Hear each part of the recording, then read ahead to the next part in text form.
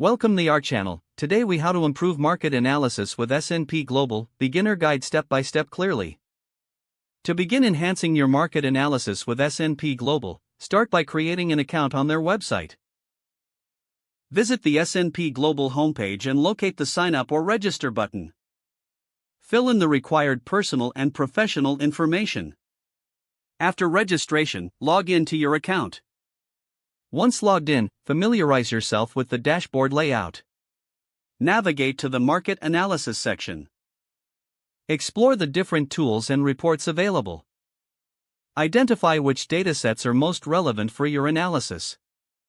Use the search function to find specific companies or sectors. Review the financial reports and historical data for insights. Take note of key performance indicators provided in the reports. Utilize S&P Global's analytics tools to visualize data effectively. Create custom reports by selecting specific metrics you wish to analyze. Incorporate peer comparisons to gauge performance versus competitors. Apply filters to segment the data by region, industry, or time frame. Save any customized reports for easy access in the future. Regularly check for updates to ensure you're using the latest market data. Engage with webinars and training offered by S&P Global to enhance your skills.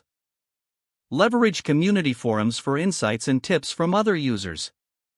Network with professionals who use S&P Global for shared best practices. Continuously refine your analysis process using the insights gained. Celebrate your progress and seek areas for further improvement. If the page does not load, refresh the browser or try again in a private or incognito window.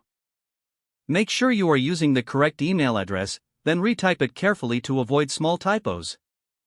If your password is not accepted, use the reset option and create a new strong password you can remember. Check your spam folder for verification or security emails, then complete any requested confirmation steps. Enable two-factor authentication if available to improve account security and reduce unauthorized access risk. Don't forget to like this video and subscribe to our channel for more step-by-step tech guides.